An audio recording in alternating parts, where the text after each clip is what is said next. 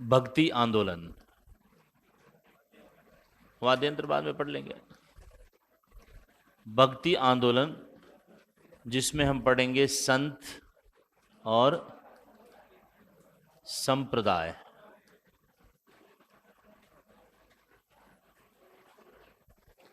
भक्ति आंदोलन राजस्थान के प्रमुख संत और उनके द्वारा चलाए गए संप्रदायों के बारे में हम बात करेंगे।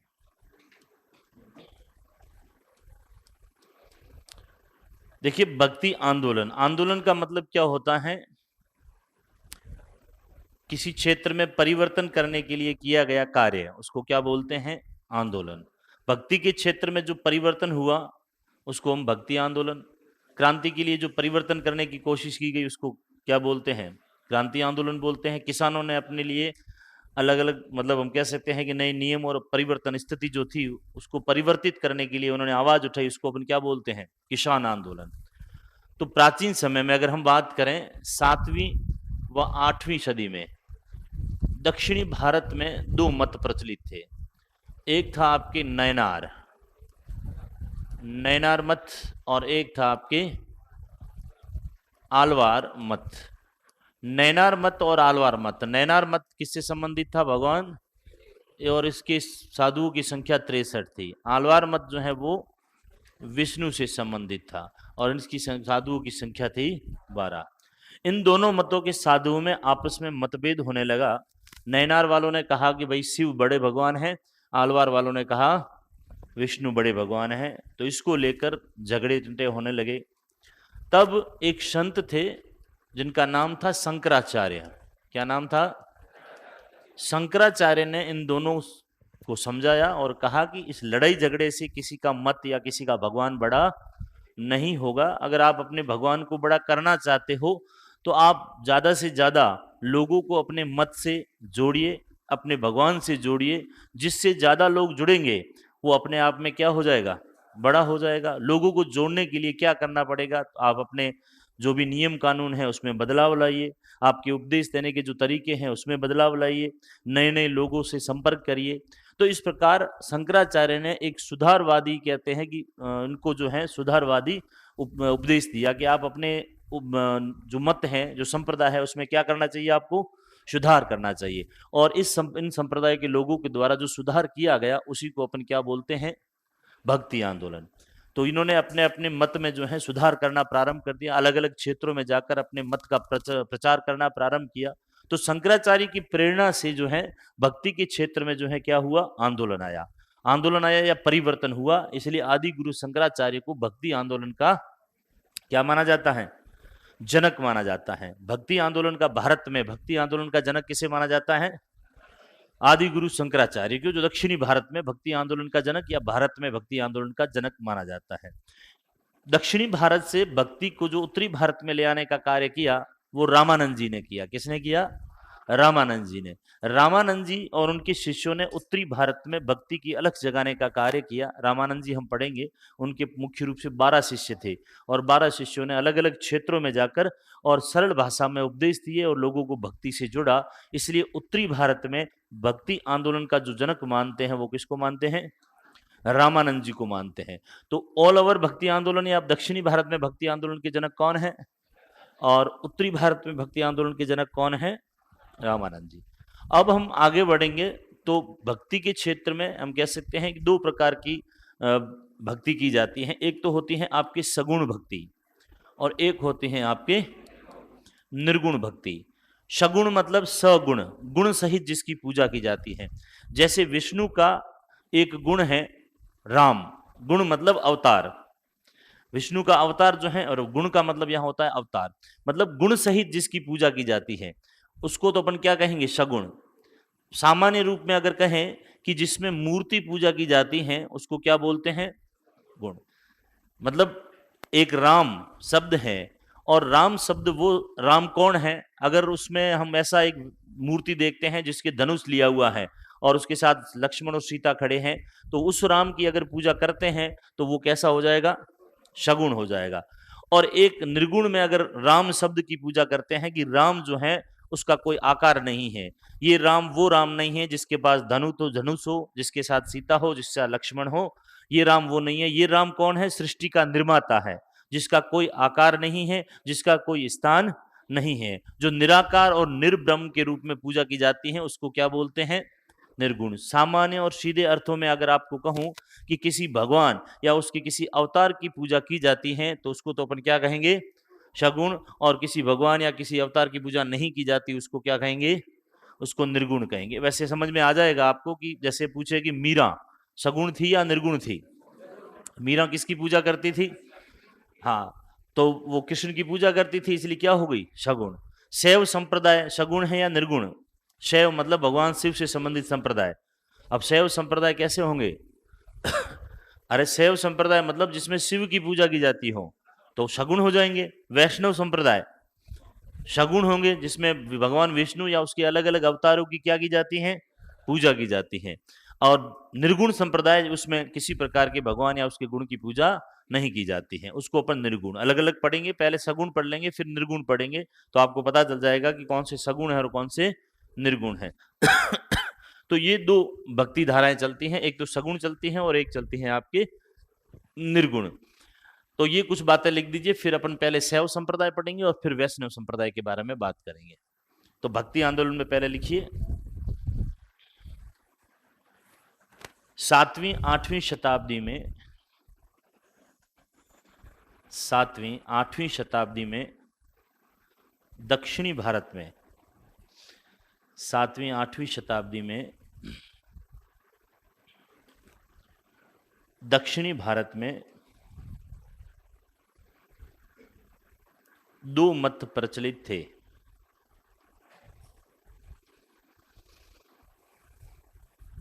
कितने मत प्रचलित थे? दो मत प्रचलित थे। पहला लिखिए नैनार मत। नैनार मत, ये भी ध्यान रखना नैनार किससे संबंधित है, आलवार किससे संबंधित है। तो नैनार में एक शब्द आ रहा है नयन। नयन मतलब आंख, और तीसरी आंख किसकी थी? तो बस याद रखना कि तीसरी आंख नयन मतलब शिव, आलवार हो जाएगा विष्णु। ब्रह्मा जी की पूजा करते नहीं है। हिंदू धर्म में सबसे बड़े 3 देवता हैं, ब्रह्मा विष्णु और महेश। तो ब्रह्मा जी को सावित्री ने किसी बात को लेकर क्या कर दिया? श्राप दे दिया, और ब्रह्मा जी की पूजा करते नहीं। ऐसा माना जाता है कि ब्रह्मा जी का जो मंदिर बनाता है, जो पूजा करता है, उसकी क्या हो जाती है? मृत्यु हो जाती है। और एडो कोई अपने आप है कौन जो मरण हारू भगवान की पूजा करे? अभी तो पूजा कहना हारू करो कि जीवा, इसलिए ब्रह्मा जी की पूजा करते नहीं है। बाकी दो बचे आपके भगवान शिव और भगवान विष्णु। शिव को विनाशक माना जाता है, भोड़ा है, भोलेनाथ है, तो विनाश कर देते। जितने भी राक्षस हुए उनको वरदान देने का कार्य किसने किया? शिव, क्योंकि भोड़ो है जो को मोंगो चगले लेप जावे 10 बार ओम नमः शिवाय ओम लियो हम ले गए हालो। और फिर उद्धारक के रूप में कार्य कौन करता है? विष्णु। और उन राक्षसों को मारने के लिए अवतार किसने लिए? विष्णु ने। तो शिव और विष्णु की पूजा होती है, ब्रह्मा जी की पूजा नहीं होती है। पहला लिखिए नैनार मत। नैनार मत में लिखिए भगवान शिव से संबंधित मत। भगवान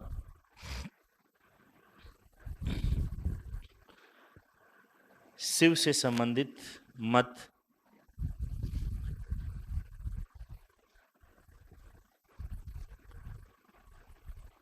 साधुओं की संख्या 63। उस समय इस मत के साधुओं की संख्या कितनी थी? 63, 63।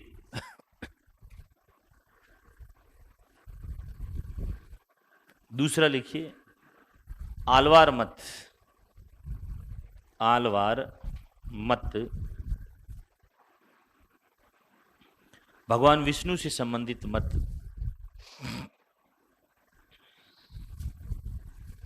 साधुओं की संख्या 12।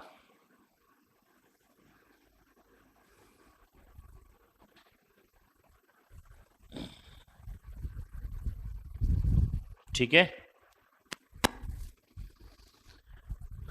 फिर सीधा सीधा लिख दीजिए भारत में भक्ति आंदोलन का जनक, भारत में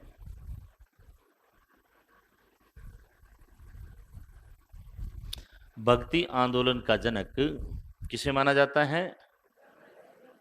आदि गुरु शंकराचार्य। भारत में भक्ति आंदोलन का जनक आदि गुरु शंकराचार्य को माना जाता है। भारत में भक्ति आंदोलन का जनक आदि गुरु शंकराचार्य को माना जाता है। और फिर एक नीचे पॉइंट लिख दीजिए, उत्तरी भारत में, उत्तरी भारत में भक्ति आंदोलन का जनक किसे माना जाता है? रामानंद जी। उत्तरी भारत में भक्ति आंदोलन का जनक रामानंद जी को माना जाता है। ठीक है, तो ये तो सामान्य बातें थी संप्रदायों से संबंधित। अब जो है हम राजस्थान के संदर्भ में संत और संप्रदाय का अध्ययन करेंगे। लिख दिया सबने? सबसे पहले हेडिंग लगाइए शैव संप्रदाय।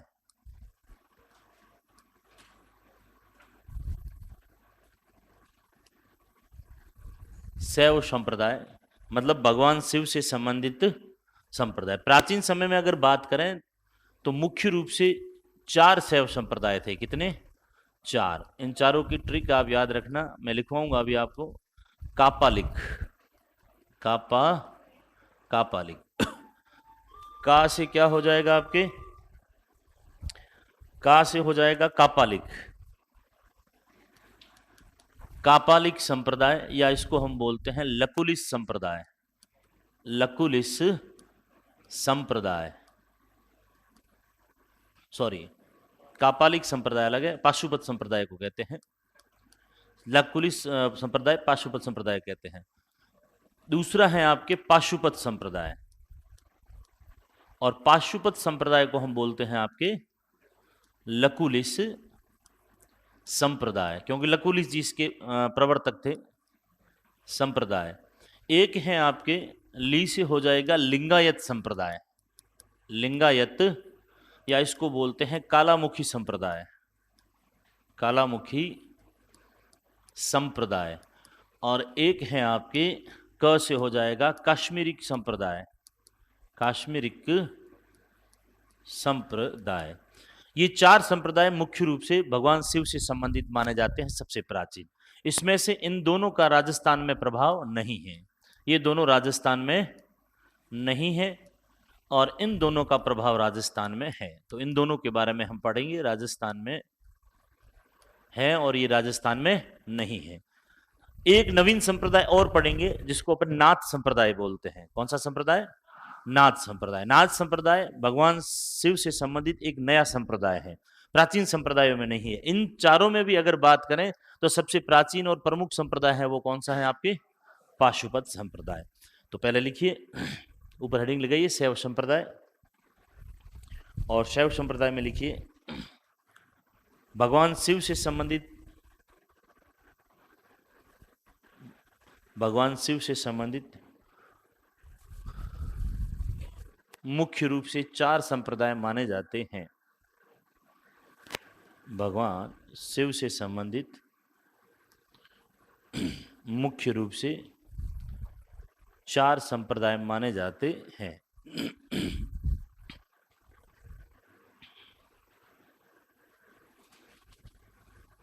और फिर ये चारों का नाम लिख दीजिए।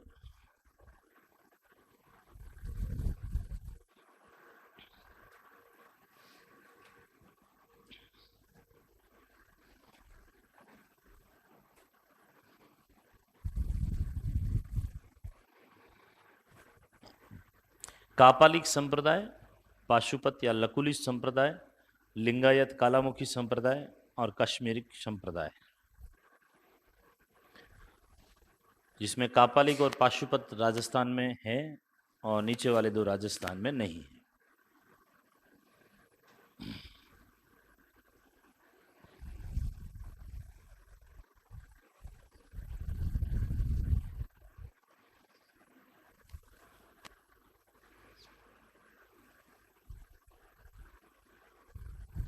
लिख दिया, जल्दी लिखें।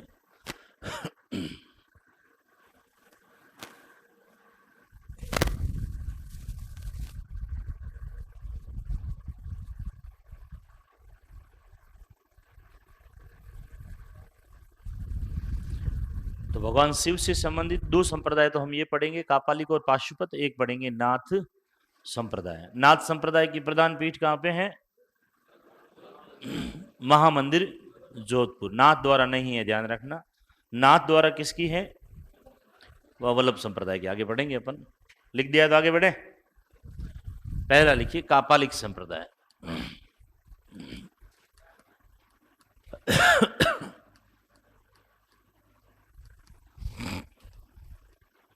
कापालिक संप्रदाय, यहां एक शब्द आ रहा है कपाल।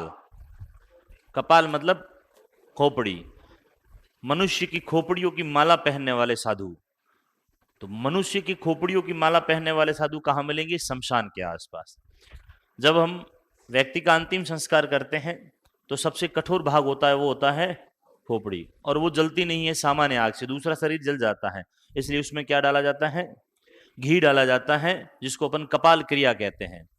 लेकिन सार्वजनिक शमशान घाट जहाँ होता है, जहाँ जलाने के लिए लकड़ियां भी नहीं होती है, तो घी तो कौन डालेगा? तो उनकी खोपड़ियां सार्वजनिक शमशान घाट में पड़ी रहती हैं। और जो अघोरी बाबा होते हैं, जो काल भैरव की पूजा करते हैं, वो क्या करते हैं? उन खोपड़ियों की माला पहनते हैं, उन खोपड़ियों को अपने पास रखते हैं, उसी खोपड़ियों में वो खाना वाना खाते हैं।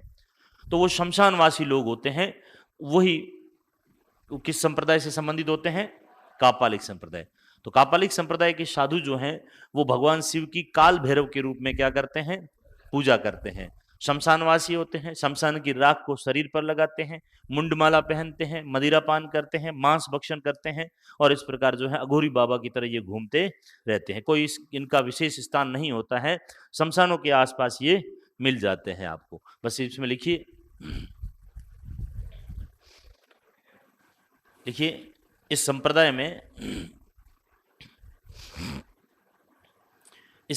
में भगवान शिव की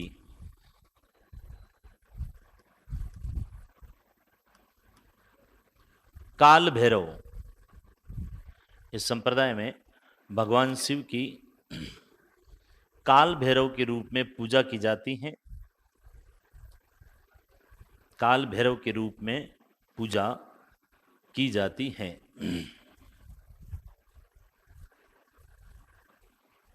काल भैरव के रूप में पूजा की जाती है। फिर लिखिए, इसके साधु शमशानवासी होते हैं। इसके साधु शमशानवासी होते हैं, शरीर पर भस्म लगाते हैं। इसके साधु शमशानवासी होते हैं, शरीर पर भस्म लगाते हैं,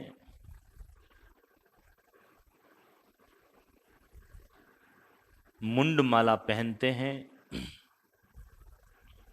मुंडमाला, खोपड़ियों की माला,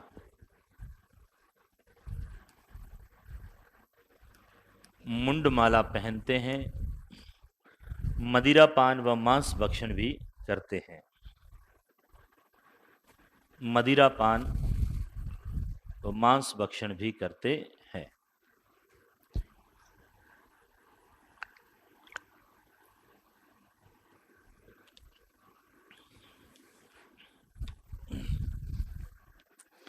तो ये तो हो जाएगा आपके कौन सा संप्रदाय? कापालिक संप्रदाय। तो याद रखना है, कापालिक संप्रदाय का संबंध भगवान शिव से है, और भगवान शिव की किस रूप में पूजा करते हैं? काल भैरव के रूप में। दूसरा लिखिए, पाशुपत संप्रदाय।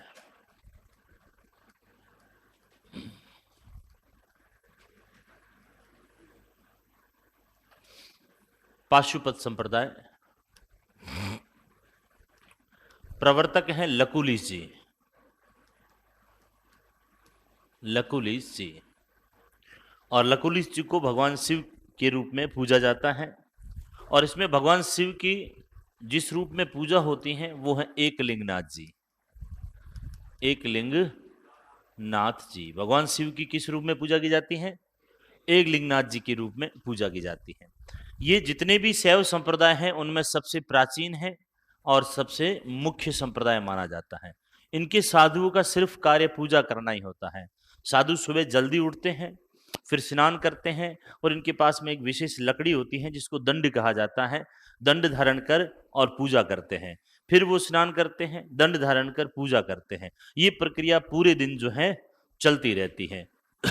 अगर बात करें कि इस संप्रदाय का प्राचीन केंद्र कौन सा था, तो प्राचीन केंद्र आप सभी को पता है मेवाड़ था। कौन सा था? प्राचीन समय में मेवाड़ में इस संप्रदाय के आश्रम थे। जब हम मेवाड़ पढ़ते हैं और मेवाड़ में जब बप्पा रावल पढ़ते हैं तो बप्पा रावल को भीलों से बचाकर ब्राह्मणों ने उसको कहाँ रखा था? इसी पाशुपत संप्रदाय के आश्रमों में रखा था। और पाशुपत संप्रदाय के एक ऋषि थे जिनका नाम था हारित ऋषि, और हारित ऋषि का शिष्य बन जाता है बप्पा रावल। और हारित ऋषि के आशीर्वाद से ही बप्पा रावल 734 ईस्वी में मानमोरी को हराकर चित्तौड़ को जीतता है और मेवाड़ का राजा बनता है। लेकिन उससे पहले बप्पा रावल को कहते हैं कि जब हारित ऋषि मिले तो वो एक गुफा में मिले थे और पास में उन्हें एक शिवलिंग मिली थी। और वहीं पर राजा बनने के बाद में बप्पा रावल एक लिंगनाथ जी का भव्य मंदिर बनाता है जो इस संप्रदाय का प्रधान मंदिर माना जाता है। तो ये बप्पा रावल, इस अगर क्वेश्चन पूछे आपको कि पाशुपत संप्रदाय को मेवाड़ के किस शासक ने संरक्षण प्रदान किया? बप्पा रावल ने। वल्लभ संप्रदाय को मेवाड़ के किस शासक ने संरक्षण प्रदान किया? राज सिंह ने। किसने किया? राज सिंह ने। इसीलिए बप्पा रावल जो है किसके आशीर्वाद से जीता था?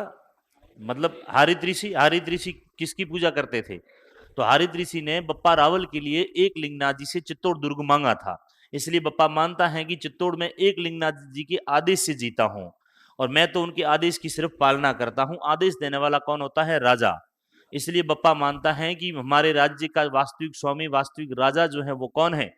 एक लिंगनाथ जी। मैं तो उसका दीवान हूं, उसका सेवक हूं। और ये परंपरा बप्पा रावल से प्रारंभ होती है। आने वाले मेवाड़ के सभी शासक जो हैं इसका निर्वाह करते हैं।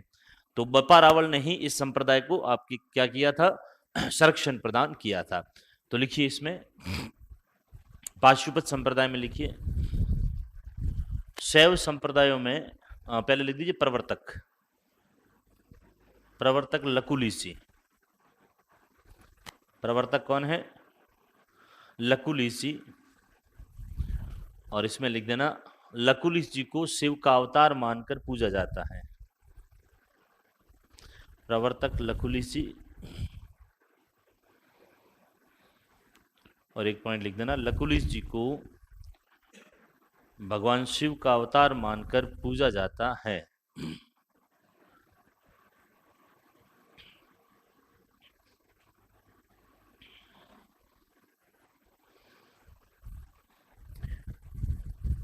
अगला पॉइंट, शैव संप्रदायों में सबसे प्राचीन व मुख्य संप्रदाय। शैव संप्रदायों में सबसे प्राचीन व मुख्य संप्रदाय। शैव संप्रदायों में सबसे प्राचीन व मुख्य संप्रदाय लिख दिया। अगला पॉइंट लिखिए, इसमें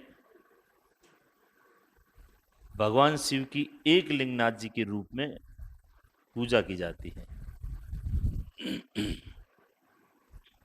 इसमें भगवान शिव की एक लिंगनाथ जी के रूप में पूजा की जाती है। इसमें भगवान शिव की एक लिंगनाथ जी के रूप में पूजा की जाती है।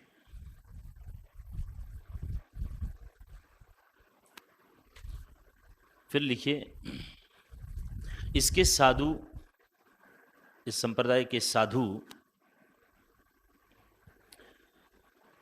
सुबह जल्दी उठते हैं। इस संप्रदाय के साधु सुबह जल्दी उठते हैं, स्नान करते हैं, सुबह जल्दी उठते हैं, स्नान करते हैं, दंड धारण कर पूजा करते हैं।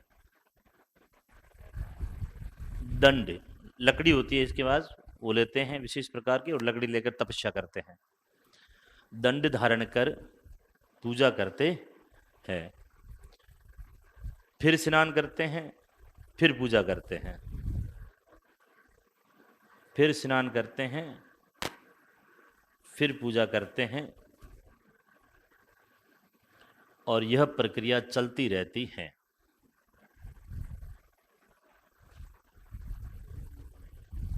फिर स्नान कर फिर पूजा करते हैं और यह प्रक्रिया पूरे दिन चलती रहती है।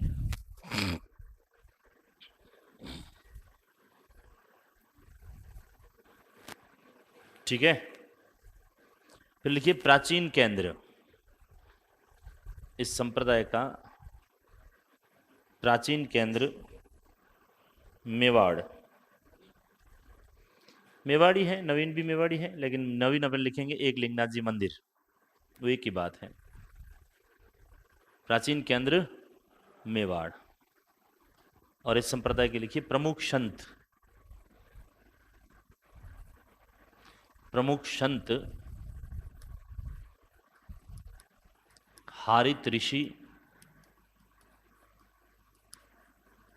वेदांग ऋषि,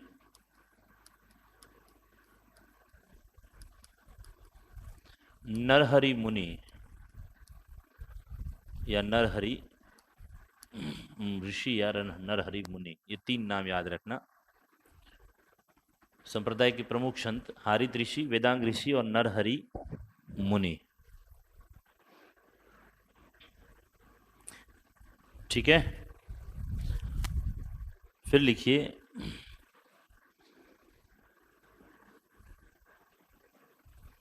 मेवाड़ शासक बप्पा रावल मेवाड़ शासक बप्पा रावल हारित ऋषि का शिष्य था। मेवाड़ शासक बप्पा रावल हारित ऋषि का शिष्य था और हारित ऋषि के आशीर्वाद से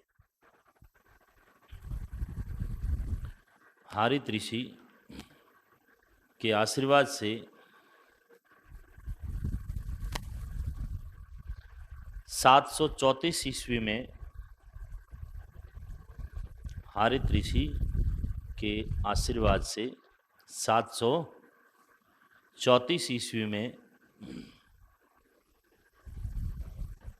मौर्य शासक मान मोरी को हराकर 734 ईस्वी में मौर्य शासक, क्या नाम था? मान मोरी। मौर्य शासक मान मोरी को हराकर बप्पा चित्तौड़ पर अधिकार करता है।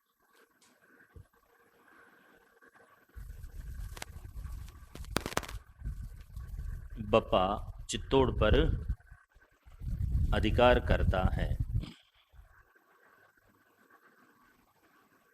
ठीक है, अगला पॉइंट, इस संप्रदाय को संरक्षण, चित्तौड़ पर अधिकार करता है। और फिर अगला पॉइंट लिखिए, इस संप्रदाय को संरक्षण प्रदान करते हुए, इस संप्रदाय को संरक्षण प्रदान करते हुए बप्पा इस संप्रदाय के लिए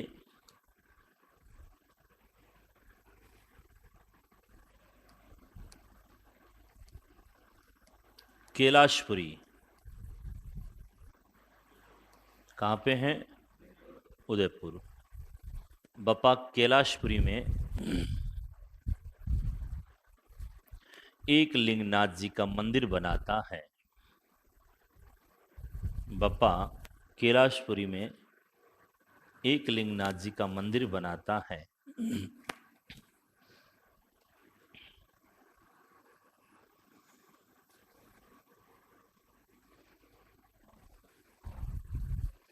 ठीक है, एक लाइन और लिख दीजिए। मेवाड़ वाले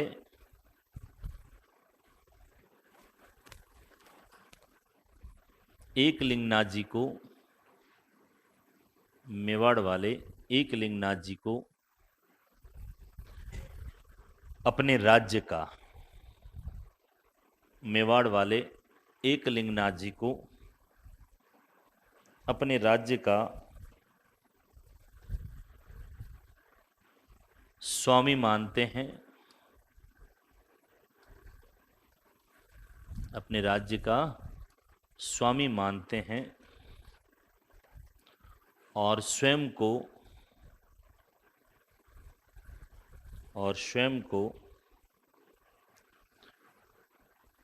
उनका दीवान मानकर, स्वयं को उनका दीवान मानकर कार्य करते हैं या थे। ठीक है, और पाशुपत संप्रदाय के जो अनुयायी होते हैं उनको पंचार्थिक कहा जाता है। क्या कहा जाता है? और इसका जो प्रमुख ग्रंथ है उसका नाम है पाशुपत सूत्र। ये दो लिख दीजिए, लिखिए। इस संप्रदाय के अनुयायियों को, इस संप्रदाय के अनुयायियों को पंचार्थिक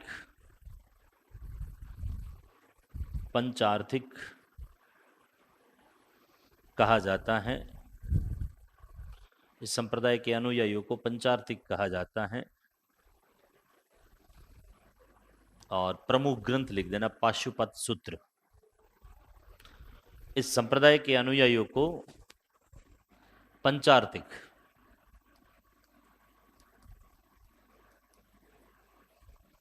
कहा जाता है। और प्रमुख ग्रंथ कौन सा है आपके?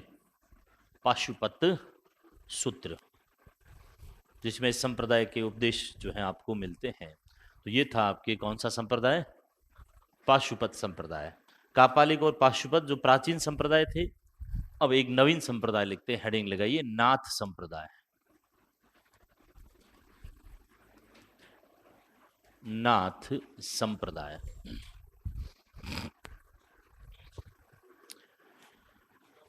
नाथ संप्रदाय भगवान शिव से संबंधित नवीन रूप है। भगवान शिव से संबंधित संप्रदायों का एक नवीन रूप है। इसके प्रवर्तक कौन है? इसके प्रवर्तक हैं आपके नाथ मुनि।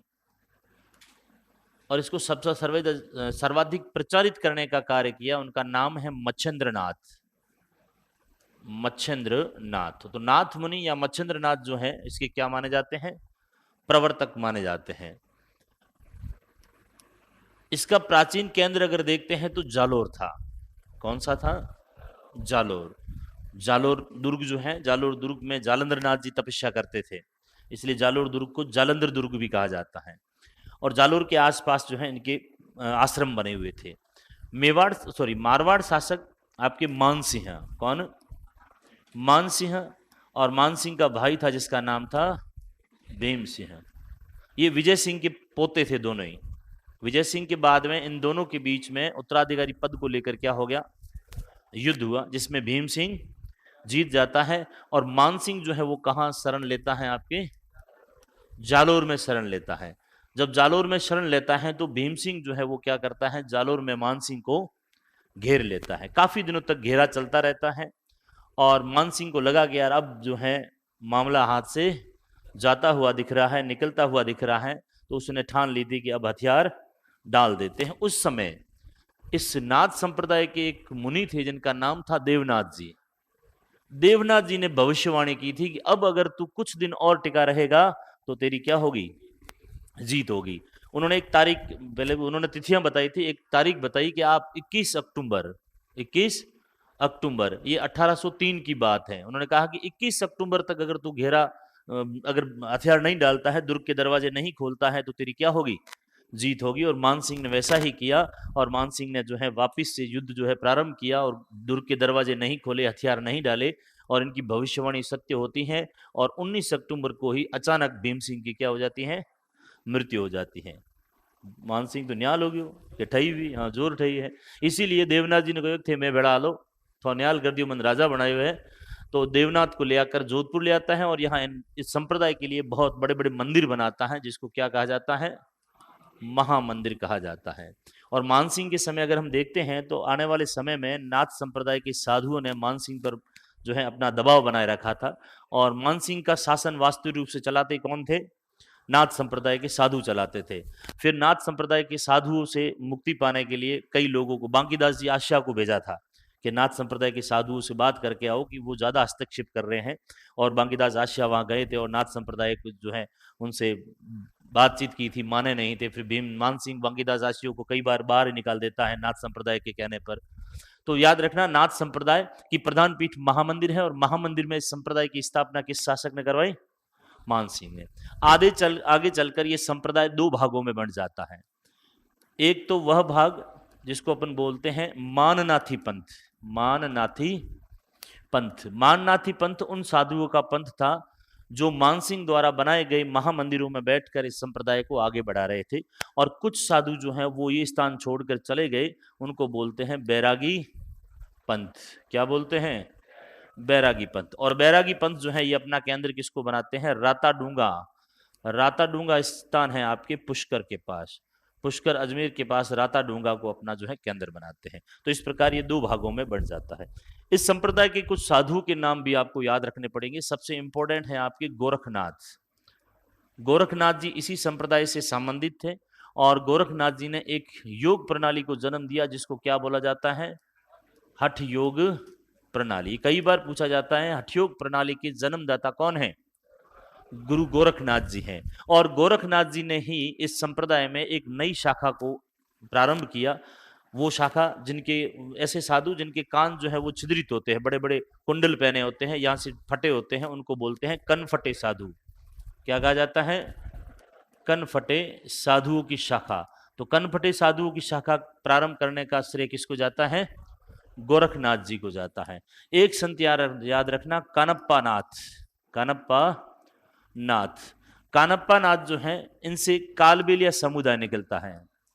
कालबेलिया मैंने बताया था, कालबेलिया जो है वो किसके अनुयायी माने जाते हैं, जो कानप्पा नाथ के अनुयायी है वो वर्तमान में क्या कहलाते हैं, कालबेलिया। तो कालबेलिया किस संप्रदाय से संबंधित है, नाथ संप्रदाय से संबंधित है।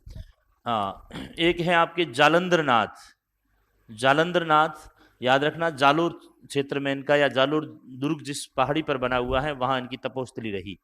एक आपको याद रखना है भृतहरि। भृतहरि, ये भृतहरि उज्जैन के राजा थे। कहाँ के, उज्जैन के हिंदू राजा थे, लेकिन ये राजपाट छोड़कर भक्ति मार्ग अपनाते हैं और नाथ संप्रदाय के अनुयायी बन जाते हैं। और ये उज्जैन छोड़कर कहाँ चले जाते हैं, सरिस्का, और सरिस्का में अपना ये केंद्र बनाते हैं। तो सरिस्का में आज भी ध्यान रखना इनका भव्य मेला भरा जाता है। कब भरा जाता है, लिखा नहीं था आपने, हाँ, भाद्र शुक्ल सातम को, भाद्र शुक्ल सातम को भृतहरि का मेला भरा जाता है, जो कनफटे साधुओं का कुंभ कहलाता है। कनफटे साधुओं का क्या कहलाता है, कुंभ कहलाता है। तो ये कुछ इनके साधुओं के नाम आपको याद रखने हैं, लिख दीजिए जल्दी से। हेडिंग लगाइए नाथ संप्रदाय, लिखिए शैव संप्रदाय का नवीन रूप। पहला पॉइंट लिखिए, शैव संप्रदाय का नवीन रूप। शैव संप्रदाय का नवीन रूप। प्रवर्तक नाथ मुनि मच्छिंद्रनाथ। नाथ मुनि मच्छिंद्रनाथ।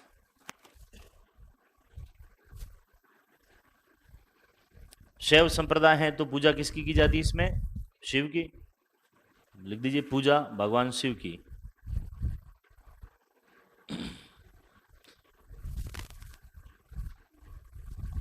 पूजा भगवान शिव की।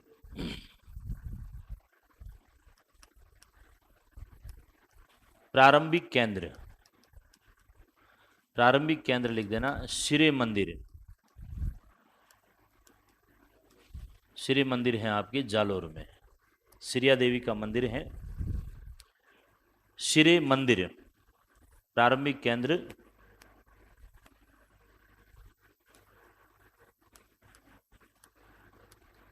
श्री मंदिर कहाँ पे है? जालोर। प्रारंभिक केंद्र श्री मंदिर जालोर। वर्तमान प्रधान पीठ, वर्तमान प्रधान पीठ कहाँ पे है? वर्तमान प्रधान पीठ महामंदिर जोधपुर। वर्तमान प्रधान पीठ महामंदिर जोधपुर। इसमें लिखिए इस पीठ की स्थापना, वर्तमान प्रधान पीठ महामंदिर जोधपुर, और फिर इसमें लिखिए इस पीठ की स्थापना जोधपुर शासक मानसिंह द्वारा, जोधपुर शासक मानसिंह द्वारा की गई।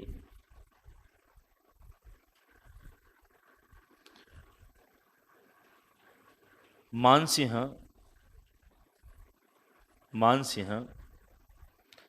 इस संप्रदाय के संत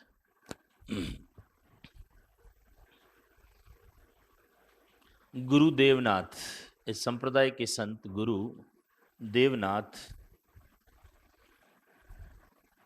इस संप्रदाय के संत गुरु देवनाथ के आशीर्वाद से, मानसिंह इस संप्रदाय के संत गुरु देवनाथ के आशीर्वाद से मारवाड़ का शासक बना था।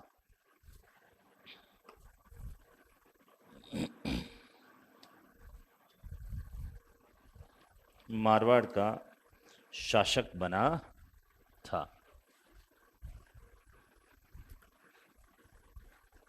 फिर लिखिए आगे चलकर यह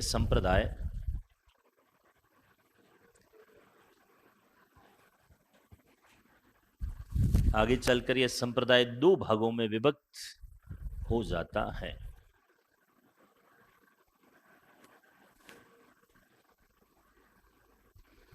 आगे चलकर यह संप्रदाय दो भागों में विभक्त हो जाता है। दो भागों में विभक्त हो जाता है। पहला लिखिए माननाथी पंथ।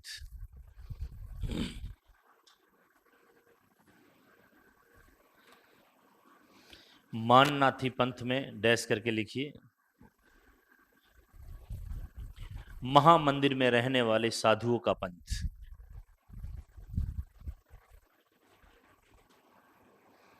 माननाथी पंथ महामंदिर में रहने वाले साधुओं का पंथ।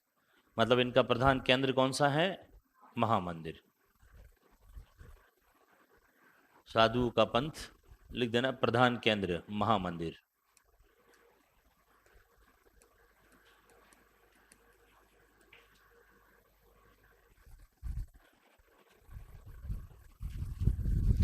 दूसरा लिखिए बैरागी पंथ। बैरागी पंथ, बैरागी पंथ। बैरागी पंथ में लिखिए महामंदिर छोड़कर जाने वाले साधुओं का पंथ। महामंदिर छोड़कर जाने वाले साधुओं का पंथ। प्रधान केंद्र इनका, ये महामंदिर छोड़कर चले गए, कहां पर चले गए? बस ये लिख देना, प्रधान केंद्र राता डूंगा पुष्कर।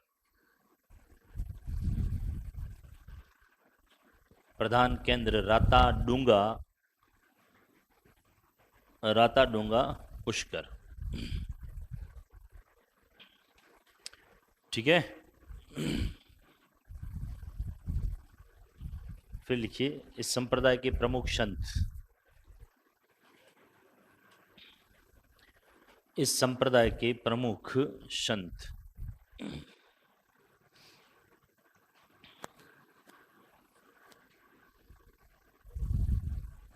पहले लिखिए गोरखनाथ। प्रमुख संत गोरखनाथ। जल्दी लिखिए, गोरखनाथ में लिखिए। हठयोग प्रणाली के जन्मदाता, हठयोग प्रणाली के जन्मदाता।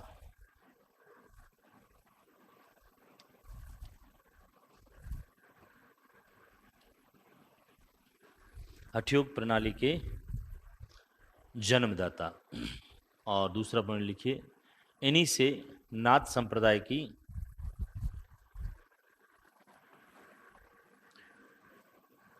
इन्हीं से नाथ संप्रदाय की कनफटे साधुओं की शाखा प्रारंभ मानी जाती है। इन्हीं से नाथ संप्रदाय की कनफटे साधुओं की शाखा प्रारंभ मानी जाती है।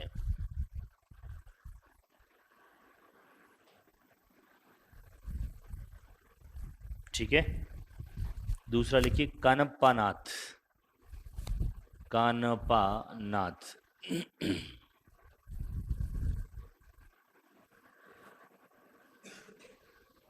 कानप्पा नाथ, कानप्पा नाथ में लिखिए, कालबेलिया, कालबेलिया इन्हीं के अनुयायी माने जाते हैं। कालबेलिया इन्हीं के अनुयायी माने जाते हैं।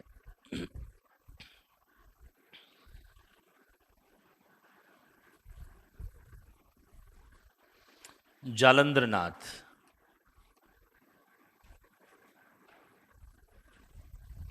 जालंधर नाथ, इसमें वैसे लिखना है नहीं, लिख दीजिए एक पॉइंट। जालंधर नाथ, जालोर इनकी तपोस्थली रही। जालोर इनकी तपोस्थली रही,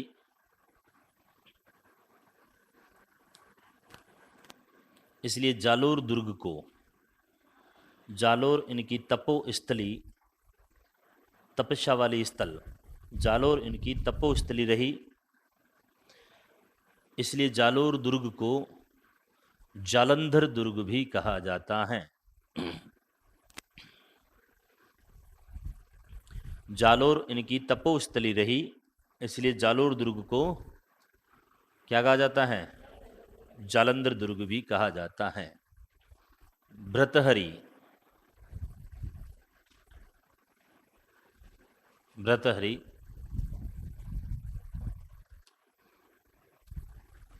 भृतहरि में लिखिए, उज्जैन के शासक, उज्जैन के राजा,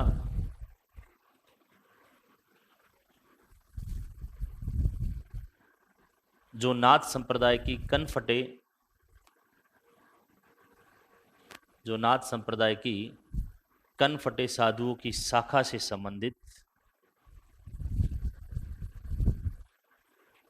जो नाथ संप्रदाय की कनफटे साधुओं की शाखा से संबंधित थे।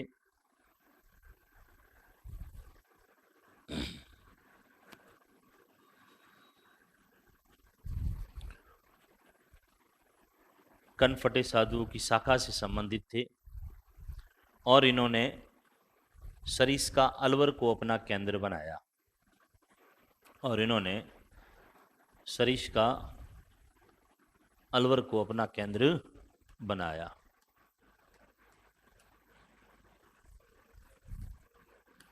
एक हम रामानंदी संप्रदाय पढ़ेंगे। रामानंदी संप्रदाय की प्रधान पीठ जो है वो गलता में है। कहाँ पे है? गलता में। उस पीठ की स्थापना की थी कृष्णदास पयहारी ने। पहले वहां पर गलता में नाथ संप्रदाय का बोलबाला था। नाथ संप्रदाय के वहां के गुरु जो थे उनका नाम था चतुरनाथ। चतुरनाथ को चुनौती देते हुए कृष्णदास पयहारी ने कहा कि अब शास्त्रों से लेकर, शास्त्रों के ज्ञान से लेकर अपन जो है क्या करेंगे, हाँ शास्त्रार्थ करेंगे, प्रतियोगिता करेंगे, और जो शास्त्रार्थ में जीतेगा वो तो गलता में रहेगा, जो हारेगा वो चला जाएगा। और उसमें हारते कौन है? चतुरनाथ जी हार जाते, कृष्णदास पयहारी जीत जाते, और कृष्णदास पयहारी रामानंदी संप्रदाय की प्रधान पीठ गलता में स्थापित करते हैं। तो एक पॉइंट लिख दीजिए चतुरनाथ में। इनको रामानंदी संप्रदाय के इनको रामानंदी संप्रदाय के संत कृष्णदास पयहारी, इनको रामानंदी संप्रदाय के संत कृष्णदास पयहारी ने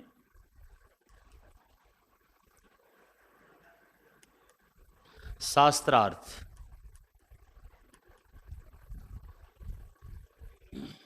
इनको रामानंदी, क्या हुआ, कृष्णदास दास लिख देना ना, कृष्णदास पयहारी, इनको चतुर्नाथ में लिखना, इनको रामानंदी संप्रदाय के संत कृष्णदास पयहारी ने शास्त्रार्थ में पराजित किया। शास्त्रार्थ में, शास्त्रों के अर्थ से संबंधित जो प्रतियोगिता हुई थी उसमें पराजित किया। ये था आपके कौन सा संप्रदाय, नाथ संप्रदाय। शैव संप्रदाय अपने कंप्लीट हो जाते हैं और कल हम पढ़ेंगे वैष्णव संप्रदाय।